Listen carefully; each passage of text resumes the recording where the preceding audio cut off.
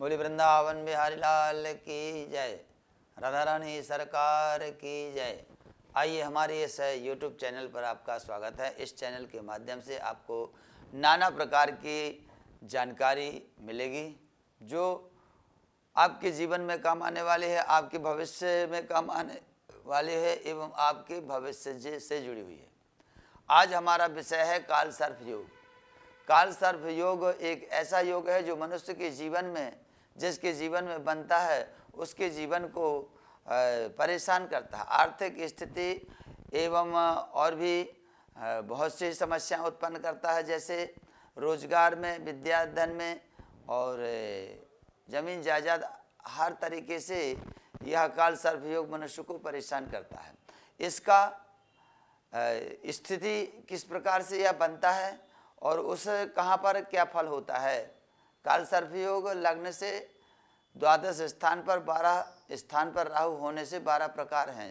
इसके 12 प्रकारों के अलग अलग फल हैं। उन फलों को जानते हैं और उनका निवारण के विषय में भी चर्चा करेंगे। तो आइए, फर्स्ट में लग्न में राहु और सप्तम में केतु यदि है तो अनंत काल सर्प बनेगा। अनंत नामक काल सर्प योग होगा। यह योग मनुष्य को मस्तिष्क में विकार,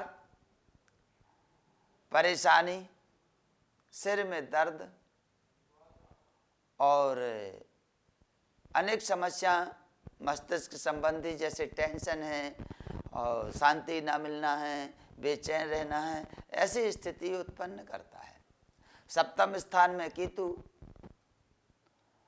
और लग्न में राहु। लग्न से द्वादश, एकादश, दशम, नवम, अष्टम तक यदि सभी ग्रह हैं तो ही यह योग बनता है।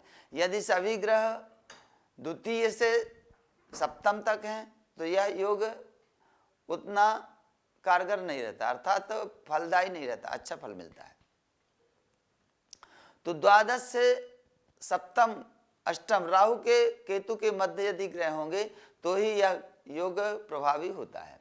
तो काल सर्प योग का कारण मनुष्य को जमीन जायदाद, केस मुकदमा, अनेक जगह असफलता मिलती है, बेचैनी होती है, व्यापार छूट जाता है, फिर नया शुरू करता है, उसमें भी घाटा लगता है, नौकरी छूटती है, फिर नई नौकरी करता है, वो भी छूट जाती है। इस प्रकार आर्थिक स्थिति को झकझोर कर रख देता है। मनुष्य परेशानी में परेशानी उत्पन्न होती है, कभी अस्पताल तो कभी केस मुकदमा से, कचहरी से छुट्टी नहीं मिलती।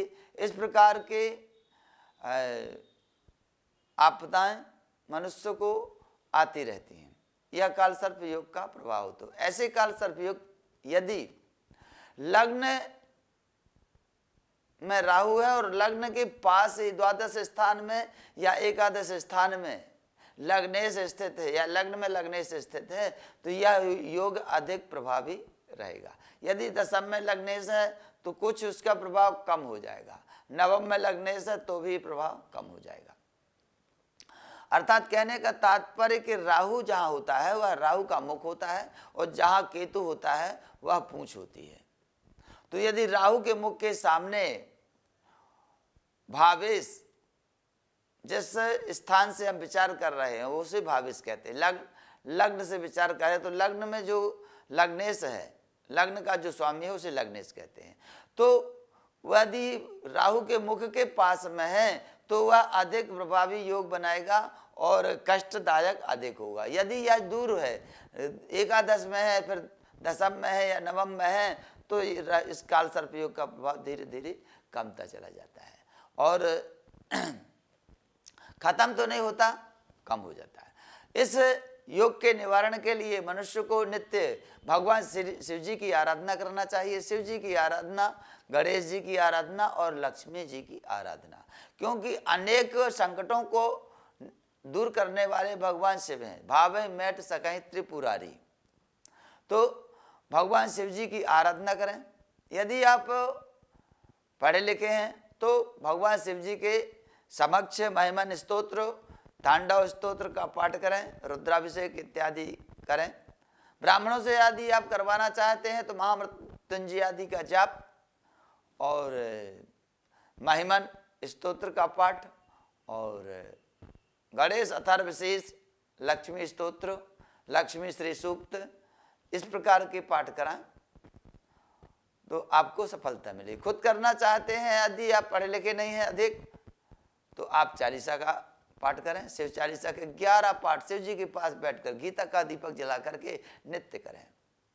गणेश जी चालीसा और लक्ष्मी चालीसा का भी पाठ करें, आपको जल्दी इसका निवारण होता है।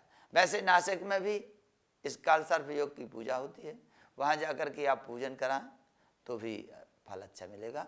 मगर शिव जी की आराधना करते रहें, क्योंकि शिव जी की आराधना ही आपके लिए एक योग्य कारगर उपाय है।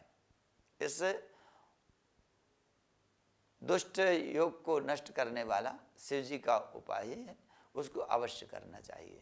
तो हमारे इस YouTube चैनल को आप सब्सक्राइब करें और आगे शेयर करें, ताकि आपके भाई बंधुगण भी, मित्रगण भी इस वीडियो से लाभ उठा सकें और उचित समय पर उपाय करके अपने जीवन को सुख में बना सकें। काल सर्प योग के प्रभाव में आने वाले व्यक्ति को 10 वर्ष की उम्र से शिव जी की आराधना शुरू कर देनी चाहिए और 6 साल यदि श्रद्धा पूर्वक वह आराधना करता है तो बहुत कुछ इस योग का प्रभाव कम हो जाता है। धन्यवाद।